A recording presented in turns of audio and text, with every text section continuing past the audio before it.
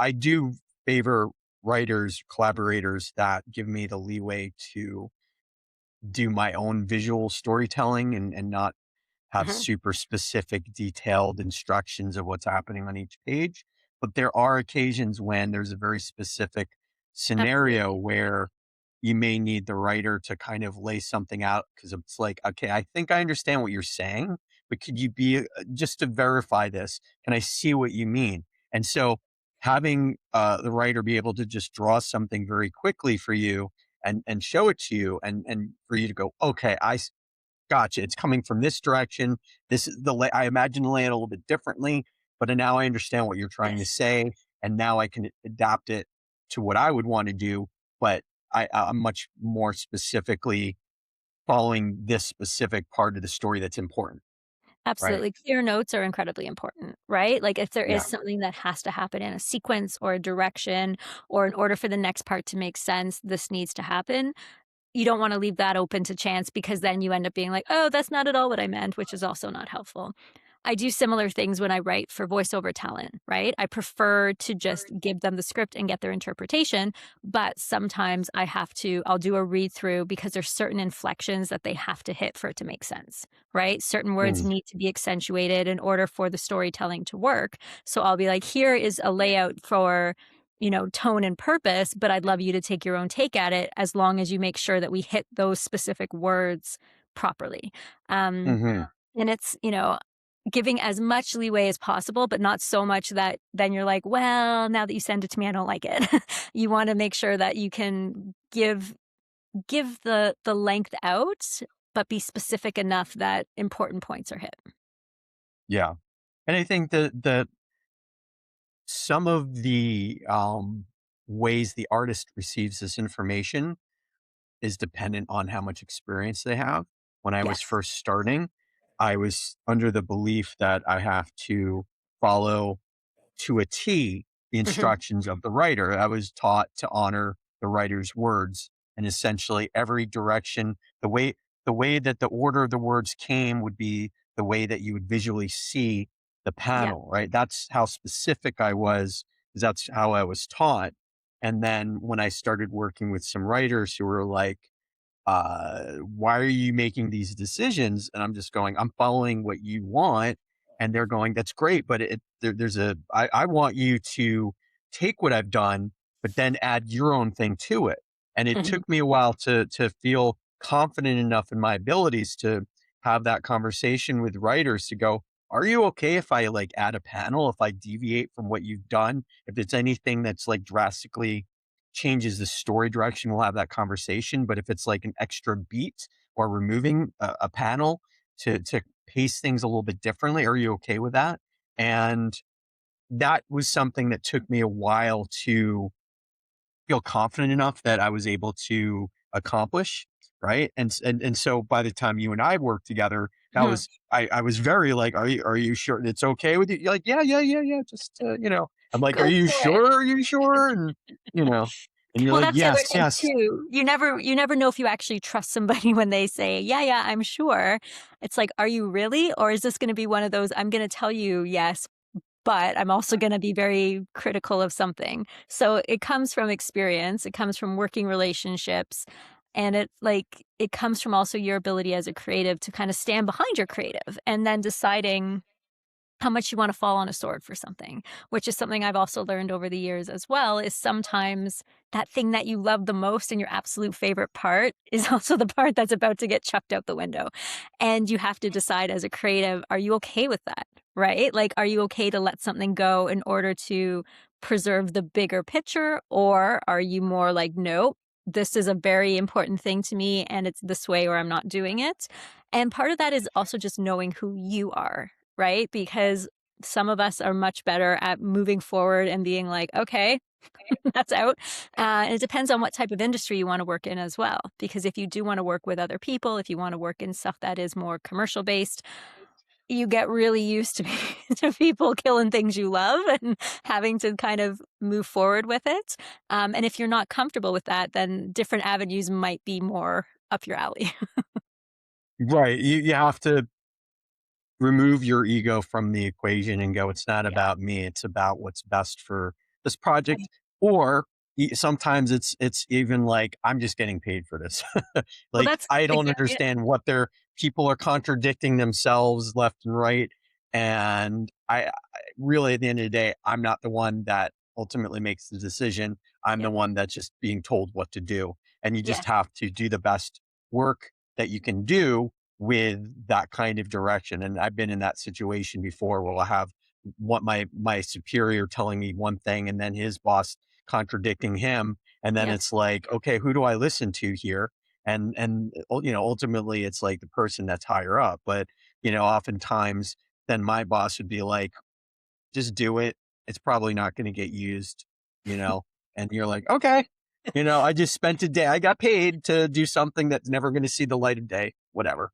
Right. Exactly, and I think that's part of it as well, is that there's creative that you do for the love and passion of it, and there's creative that you do to keep, your house heated and your lights on, and they're not always the Yeah. same thing. Sometimes you're lucky enough that they are the same thing, and that thing that you're passionate about, it gets into the world, it makes a ton of money, it turns into something. Most creatives have to sort of have a dual a dual side. The stuff that they create just because they love it, and the stuff that they create to make money, to make a living, to support themselves as a creative. And that's where, as Keith mentioned, you have to be able to check your ego at the door, as hard as it can be sometimes, because you're looking at it being like, my idea was so much better than what I'm putting out there. But it doesn't always matter. Better is subjective, and you'll learn that very Yeah. quickly as well, is that everybody's got an opinion on creative, and those opinions are incredibly subjective, and just because someone doesn't like what you did does not mean what you did isn't good. It just, in their eyes, didn't fit what they had in mind, and that can be hard. It can be hard to hear the first few times out when someone's like, "I don't like it." You're like, "Really? Okay." But it's Yeah. not personal. It never is.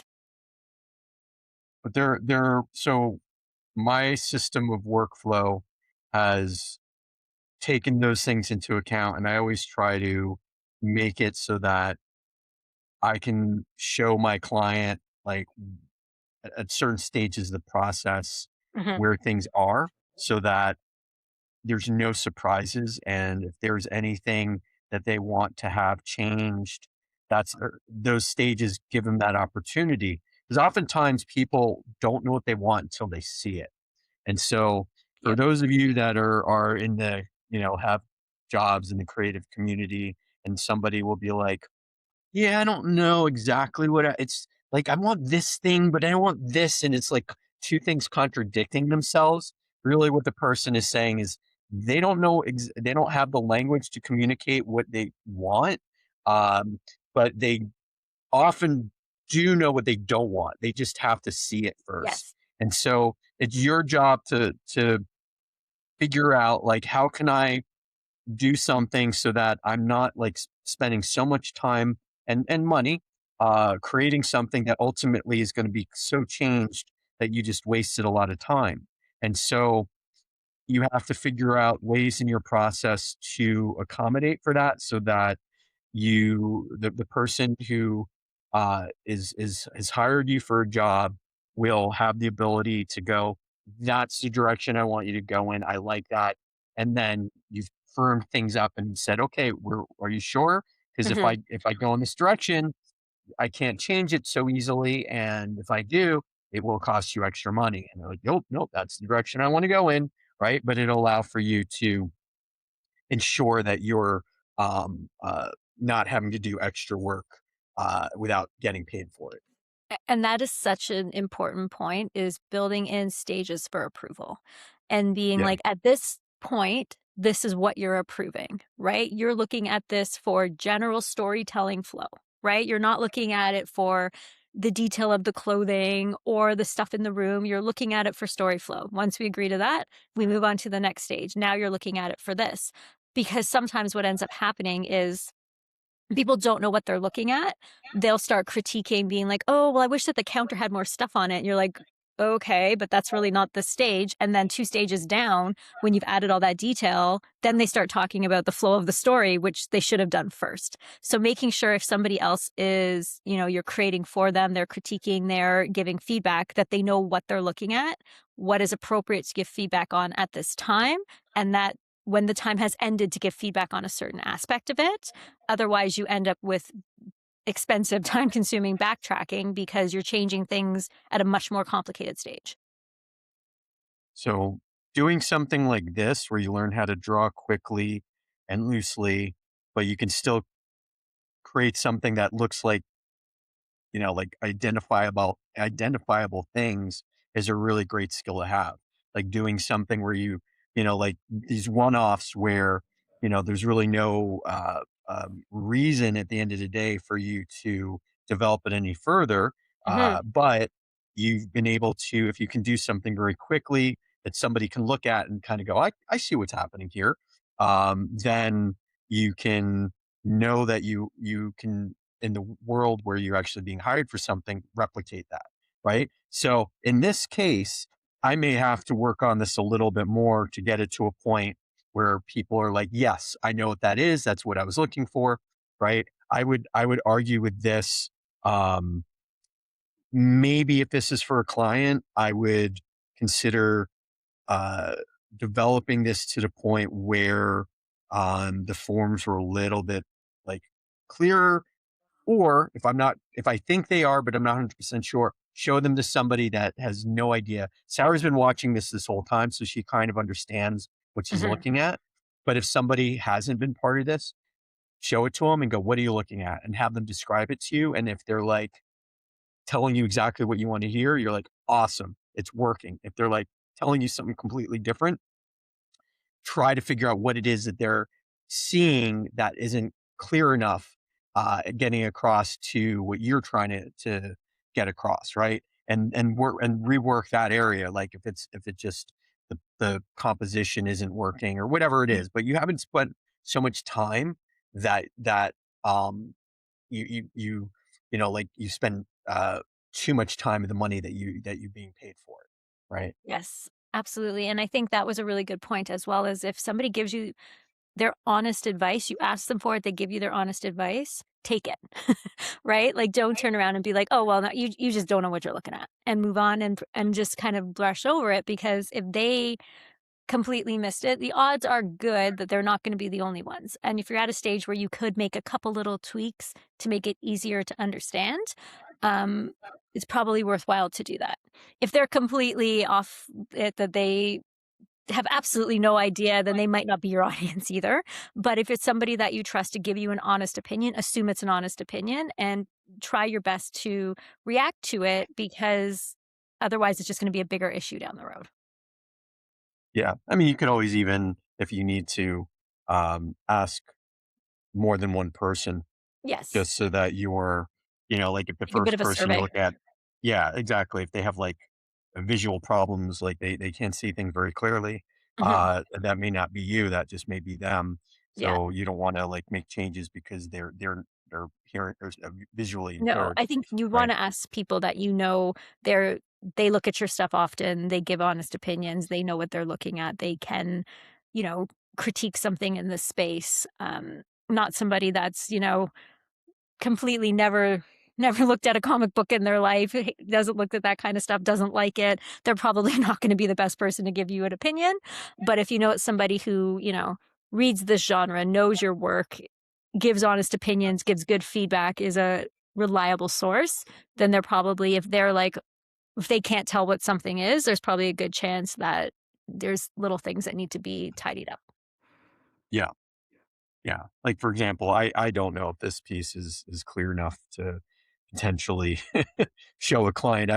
I'd have to look at it, think about it a little bit, rework it. Like the thing about what I'm doing here is I'm doing something where Sarah's just giving me a singular prompt, and then Mhm. I'm just going from like 0 to 60. Like I have absolutely no Yep. uh like, there's no story element to it other than the single word in my imagination, and then we're developing a story from it. If Mhm. you were working with a client, most likely you wouldn't be in that position. You'd actually have something a little bit more developed that would hopefully give you more direction as to like, well, this is what the composition is supposed to look like. These are what the characters are going to potentially look like, and that would give you a better map to follow, so that you'd have a much more well-rounded Mhm. potential composition or series of uh, illustrations that rough illustrations that you can show somebody, right? This is on the seat of my pants, and Sarah's like then telling me what the story is, and then I'm changing it from there, and right. So it's a Yeah, little this bit is of a pure brainstorming, and, like, the other way to do that would have been if I came in with the whole story we ended up with and was like, "Here's the story, now what does the art look like?" Versus, "Here's a prompt, you start, then I add something to it, and then you change something, and then I add something to it," which is more the direction we're doing. Because to be honest, it's kind of fun to just sort of let things kind of tell their own story. We're sort of letting the art tell yeah, its own story here.